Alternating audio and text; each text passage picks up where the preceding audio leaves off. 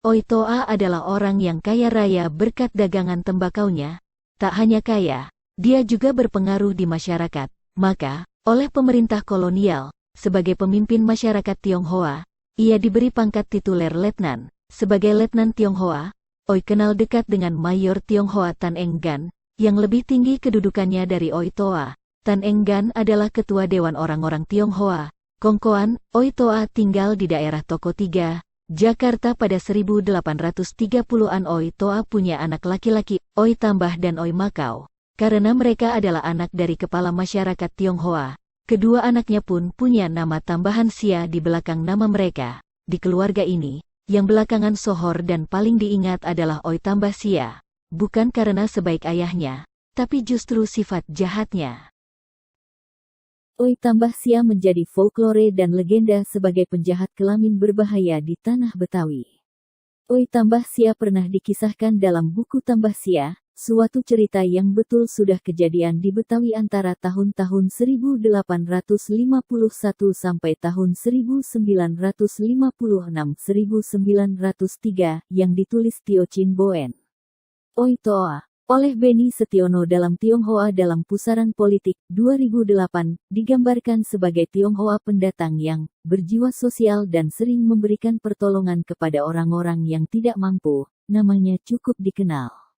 Setiap tanggal 1 dan 15 kalender Tionghoa, ratusan orang miskin telah menantinya di kelenteng Kim Tek Ye, tempat ia melakukan ibadahnya, untuk menantikan saat ia membagikan bantuannya. Mengenai Tambah, anaknya, justru kebalikannya.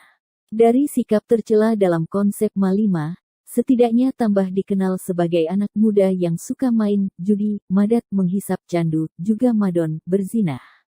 Di zaman kolonial, menghisap opium adalah kelaziman orang kelebihan uang. Judi yang biasa Tambah lakukan adalah adu ayam. Namun, dalam soal maling, mencuri ia bukan tipikal yang mencuri barang orang lain. Tambah dikenal sebagai pencuri anak gadis orang, bahkan istri orang. Tambah ditakuti karena dia punya centeng, dan punya germo langganan yang menyediakan perempuan-perempuan cantik untuknya. Terlahir kaya sebagai anak juragan tembakau asal Pekalongan, Oi Tambah Sia pun akhirnya jadi pemuda tampan, kaya dan berbahaya. Oi Toa adalah orang yang kaya raya berkat dagangan tembakaunya. Tak hanya kaya, dia juga berpengaruh di masyarakat. Maka, oleh pemerintah kolonial, sebagai pemimpin masyarakat Tionghoa, ia diberi pangkat tituler letnan. Sebagai letnan Tionghoa, Oi kenal dekat dengan Mayor Tionghoa Tan Enggan, yang lebih tinggi kedudukannya dari Oi Toa. Tan Enggan adalah ketua Dewan Orang-orang Tionghoa Kongkoan. Oi Toa tinggal di daerah Toko 3, Jakarta pada 1830-an. Oi Toa punya anak laki-laki, Oi Tambah dan Oi Makau. Karena mereka adalah anak dari kepala masyarakat Tionghoa, kedua anaknya pun punya nama tambahan Sia di belakang nama mereka. Di keluarga ini, yang belakangan sohor dan paling diingat adalah Oi Tambah Sia. Bukan karena sebaik ayahnya, tapi justru sifat jahatnya. Oi Tambah Sia menjadi folklore dan legenda sebagai penjahat kelamin berbahaya di tanah Betawi. Oi Tambah Sia pernah dikisahkan dalam buku Tambah Sia, suatu cerita yang betul sudah kejadian di Betawi antara tahun-tahun 1851 sampai tahun 1956-1903 yang ditulis Tio Chin Boen.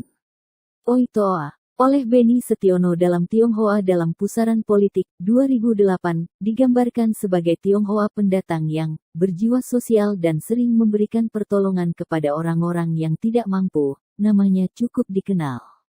Setiap tanggal 1 dan 15 kalender Tionghoa, ratusan orang miskin telah menantinya di kelenteng Kim Tek Ye, tempat ia melakukan ibadahnya, untuk menantikan saat ia membagikan bantuannya.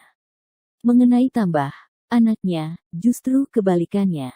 Dari sikap tercela dalam konsep Malima, setidaknya Tambah dikenal sebagai anak muda yang suka main judi, madat, menghisap candu, juga madon, berzinah. Di zaman kolonial, menghisap opium adalah kelaziman orang kelebihan uang. Judi yang biasa Tambah lakukan adalah adu ayam. Namun, dalam soal maling, mencuri ia bukan tipikal yang mencuri barang orang lain. Tambah dikenal sebagai pencuri anak gadis orang, bahkan istri orang. Tambah ditakuti karena dia punya centeng, dan punya germo langganan yang menyediakan perempuan-perempuan cantik untuknya. Setelah kematian Oitoa, usaha keluarga dipegang oleh Tambah. Keluarga ini masih tetap kaya. Tambah makin menggila. Meski keluarga ini dihormati, tapi bagi orang-orang Tionghoa, Tambah arogan. Tambah sendiri juga punya rival di kalangan orang Tionghoa, yakni Liem Suking, mantu dari Mayor Tan Enggan. Liem Suking biasa bergaul dengan orang-orang yang membenci Tambah. Menurut Beni Setiono, Tambah memelihara hubungan baik dengan para pembesar Belanda yang ternyata juga banyak yang korup dan bersedia jadi pelindungnya. Ia merasa dengan uangnya ia dapat memperoleh segala apapun yang ia inginkan. Menurut Alwi Syahab yang pernah menulis Oi Tambah Sia, Playboy Betawi, 2007, cara buang hajat Tambah juga unik. Setiap dia buang hajat di kali, banyak orang-orang miskin di sekitar Kali Krekot menanti di dekat jamban si Tambah. Rupanya mereka menanti uang kertas yang digunakan Tambah untuk membersihkan tinja di pantatnya setelah buang hajat. Uang itu diperebutkan orang-orang miskin yang malang itu. Terkait sikap malingnya, yang mencuri perempuan yang istri atau anak orang, Tambah punya bungalow bernama Bintang Mas di daerah Ancol. Germo langganannya selalu memberi referensi perempuan-perempuan untuk Tambah. Sementara sentengnya yang ditakuti tentu untuk membantu merebut dan menjaga perempuan yang disimpan Tambah.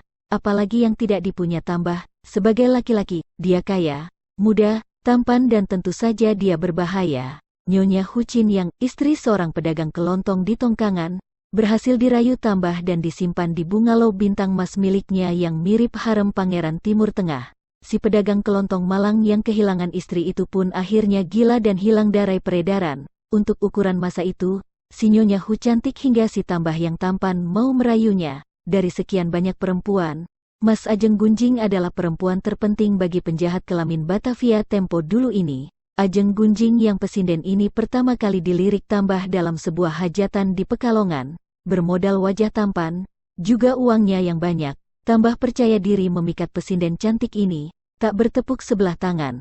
Tambah pun akhirnya berhasil memboyong perempuan idamannya itu ke tanah Betawi nan ramai di abad lalu itu. Betapapun cintanya Tambah Sia kepada Gunjing, ia tetap tidak bisa meninggalkan kebiasaan buruknya untuk berburu gadis, janda maupun istri orang lain. Tulis Alwi Syahab, banyak orang-orang Tionghoa yang benci pada sikap Tambah pun hanya bisa mengelus dada untuk sementara waktu. Menurut Alwi Syahab, Mas Ajeng semula ditempatkan di Bintang Mas Ancol, di mana perempuan-perempuan Tambah yang lain juga tinggal di sana. Di situ Mas Ajeng sakit dan mau tidak mau dipindahkan oleh Tambah ke rumah besarnya di Pasar Baru, Tengarang. Suatu kali, rumah Tambah tempat Mas Ajeng Gunjing tinggal kedatangan tamu bernama Mas Sutejo dari Pekalongan. Cinta Tambah pada Mas Ajeng agak berlebihan. Tambah bahkan pernah gelap mata karena cemburu pada Sutejo, yang tak lain saudara kandung dari Mas Ajeng Gunjing sendiri. Centeng tukang pukul suruhan Tambah, lalu menghabisi nyawa Sutejo diam-diam. Mas Sutejo pun dinyatakan hilang. Bukan Sutejo saja yang jadi korban tukang pukul Tambah. Seorang pembantu Tambah sendiri yang bernama Cheng Kie juga diracuni. Hingga muncul fitnah yang dikipasi Tambah bahwa Liem Suking adalah pembunuhnya.